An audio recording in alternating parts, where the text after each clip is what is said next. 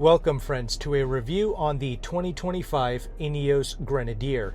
I've already done a full in-depth review on the 2024 Grenadier and also the Quartermaster truck, so if you want to see those videos, I will have them linked in the description box below. But a special thank you to Ineos of Greensboro, North Carolina for allowing me to do this review. They are also an official Bentley dealership and they are able to ship these vehicles nationwide. I'm currently checking out a 2025 Queen's Red Fieldmaster model, but they have so many vehicles to choose from on their lot, including some 2024s. There's not many, but I believe on those leftover 2024s, there's like a $6,500 dealer discount. And for the 2025s, there is a 3.9% incentivized interest rate for 60 months financing. If you're interested in purchasing one of these vehicles, I will have Chris Rivas and his phone number on the screen and in the description box for you to contact. All right, let's get started with this review. For this latest model year, we don't really have any new changes for the Grenadier, aside from the all-new 1924 Special Edition, which I did a separate video on at this dealership, along with the new Quartermaster pickup truck. These are the two main changes. Otherwise, for these regular models, it is essentially a carryover. We still have here the 3-liter BMW B58 inline-six engine producing 282 horsepower and 332 pounds-feet of torque, made it to the 8-speed ZF transmission. Highly capable SUV off-road. I recently just tested the Toyota 4Runner Trailhunter model. Those vehicles have a ground clearance of 10.1 inches, while these Grenadier SUVs, they have a ground clearance of 10.4 inches. These vehicles can tow over 7,700 pounds, and the curb weight on these is about 5,800 pounds. So with that established, let's get this out on the road and let's see how it does.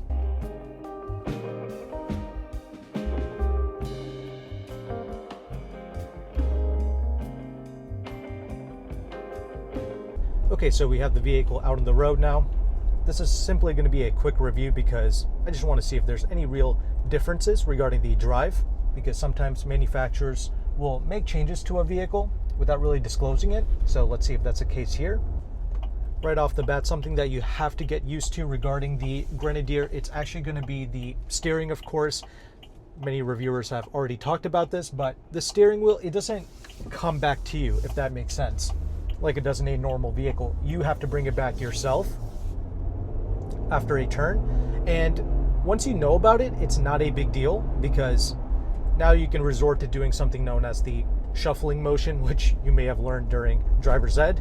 And also, you know, once you're actually driving out of the road, you might have to correct for the steering a bit in a straight line, similar to a JL Jeep Wrangler, because this is a truly capable off-roader. This is built with the Carrero front and rear axles. We have some solid, beefy axles here. And even with this 2025 model that continues, you do have to be cognizant and you do have to be paying attention. You do have to correct for this vehicle just a little bit. Now, I'm going to bring up the Quartermaster truck that I reviewed at this dealership, because that one had some mods on it, such as the Fox steering stabilizer. And I noticed with that modification, you didn't have to correct for the steering as much. It did track a bit more straight with that Fox steering stabilizer. And I noticed that the steering would kind of come back to you halfway after a turn. So I thought that was pretty interesting. It's not a very expensive mod, so if you want to do that to your Grenadier, it's really something to consider. I would personally do it. And you know, we're doing some highway speeds here, and the stability itself is not that bad. You know, this is a very heavy SUV, about 5,800 pounds, and you can feel this vehicle kind of digging into the tarmac. It's a very sturdy vehicle in that regard. And around town, this engine, this B58, it is genuinely quick. In fact, Car and Driver, they actually corrected their 0 to 60 time for these Grenadiers. They achieved a time of like 7.3 seconds, and that seems accurate.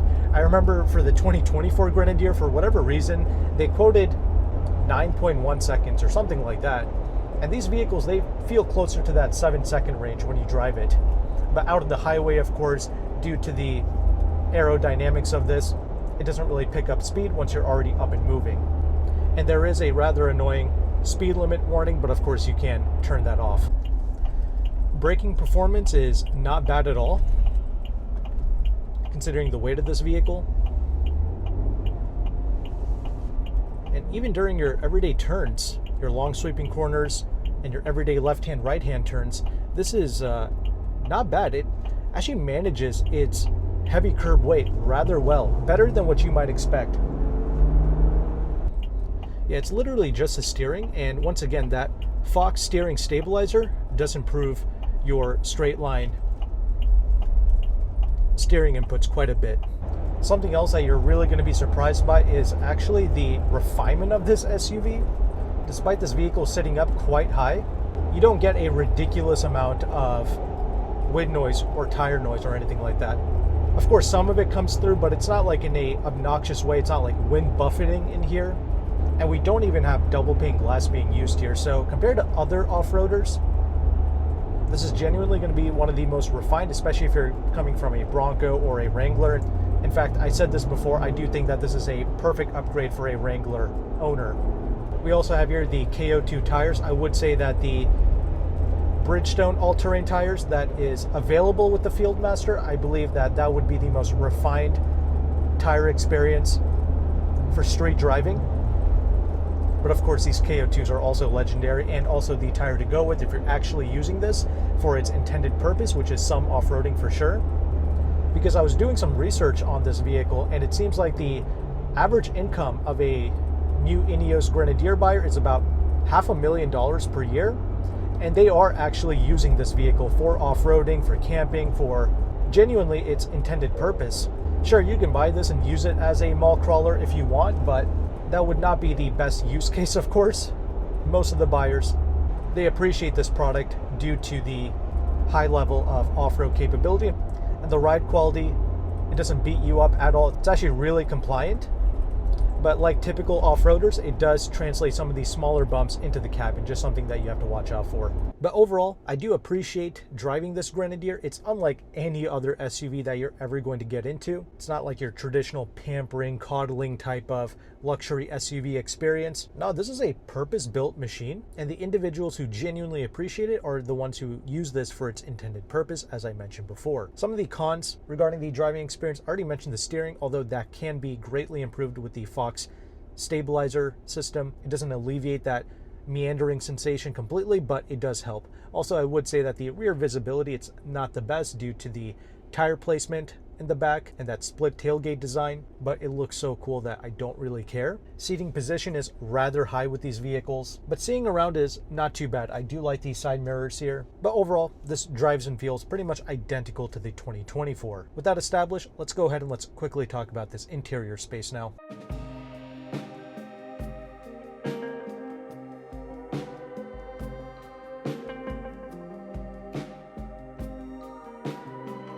Okay, let's quickly talk about this interior space. Genuinely, one of the things that I absolutely love about this interior, it's going to be the sheer solidity of this cabin. I mean, before I started driving, I was kind of poking around, and this is so solid the way all the panels are put together. Nothing is creaking or rattling in here. Everything feels sturdy and robust. Genuinely love that. These Recaro seats, so comfortable. These seats, and you can also get these in like a cloth seat as well, but I do prefer this leather. Very comfortable. It is of course mechanical for both the driver and the passenger, something to keep in mind there. Even in this kind of top of the line Fieldmaster version, there is a more off-road Trialmaster, but personally this is the one that I like. The Fieldmaster comes with some extra creature comforts as well, but there's a steering wheel. I do kind of wish that Ineos would produce a 3-spoke steering wheel, because we already kind of have like this ambiguous steering setup. Having this as a 3-spoke would kind of make it easier to understand where you have the wheel, but small gripe. Anyway, you can also notice that we don't have a digital gauge cluster here. This just shows you the kind of warning lights, if you will. I'll get to that in a moment. Just a look at the door panel. We do have some gloss black being used in the interior space, but not a whole lot, so that's good. Most of it is like a matte texture or something. Also with the Fieldmaster, you do get the upgraded sound system. I have to say, it does sound pretty good. Let's get inside the vehicle now. When you turn on this audio system, I mean, the clarity is pretty good, but the bass is rather overwhelming. In fact, you can feel the bass kind of reverberating throughout the bottom of this vehicle. It's a pretty cool sensation. I would say that this is overall not a bad audio system, especially in the off-road SUV segment. Really appreciate this two-tone. Just to warn the cyclist, absolutely brilliant design there. Someone with some serious empathy designed that. There you go, that's your infotainment screen. This is also where you're gonna have your digital gauge cluster. It's all gonna be embedded into the screen. I don't hate that design, honestly, because overall, what Ineos went for is a simplistic, easy to use design. And overall, I do think that they have achieved that. Just a few cons to mention regarding this infotainment screen. Number one, there's a bit of glare, and this is not even a sunny day, so that's something to watch out for. And also, when you put the vehicle into reverse, that's your backup camera. It's not very big, and obviously there is no 360 camera. Now, most people driving this, they probably know how to drive. Again, for some off-roading, it would be cool to see things like a 360 camera and, a more robust screen that has a bit less glare, but oh well, for the sake of simplicity, I'm okay with this. Same thing with the buttons and the switches. They are large. You can use them with gloves on. Love the HVAC. And you also have things like heated seats in the front. And I also love the controls up top as well. It reminds you of like an airplane cockpit, if you will. Same thing with these kind of sunroof panels. Love these as well. I always forget the name of these, but I love this design. And you are able to open these as well if you want for some extra ventilation. That's your glove box. Not massive, but you can of course remove these things, get some more space. The center armrest, pretty good. It's a decent space. Got some cup holders right here. Your additional controls. We also have like this BMW shifter here. They are using BMW components here for the drivetrain, so I guess they figured they should also utilize the BMW shifter. Although I feel like Ineos could have came up with their own shifter. Not a big deal, but regardless of that, the space in the front is really good. You can be much taller. I'm 5'11". You can be much taller than myself, and you will have plenty of legroom and headroom as well with this SUV. But let's go ahead and let's check out the rear seats now. Nice sturdy doors. The seat is set to my setting, so let's climb inside. If you have children, I would recommend going with the side steps to make it easier for them, but adults should be able to get back here. Again, I do have some pretty good legroom here. This is not bad. I can fit and I can stretch out. If you're a little bit over 6 feet tall and there's a taller driver sitting in front, that's just something to watch out for, but I'm perfectly comfortable back here. We also have our own vents in the back and some ports.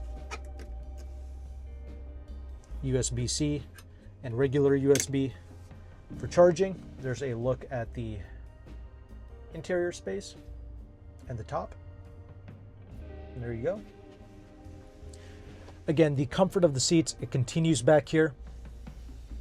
Really exceptional seat quality here. No center kind of armrest, but oh well. Now let's go ahead and let's take a look at the trunk now.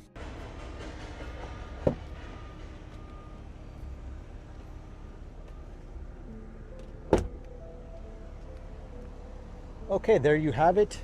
Very large and cavernous trunk space for sure. Yeah, very practical. If you wanted to use this for some type of a work purpose, like you own a farm or something, this would be a brilliant vehicle for that. Lots of capability, very durable machine. I mean, that's just the way Ineos designed this. And that's why I keep bringing up, the people who appreciate this are the ones who really use the full capabilities of this vehicle.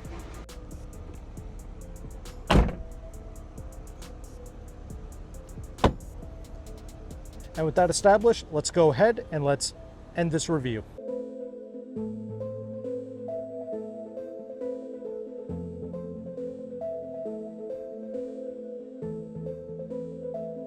Concluding thoughts on the 2025 Ineos Grenadier. As you can see from the driving segment, this feels pretty much identical to the 2024 I tested, so that means the same pros and cons apply here.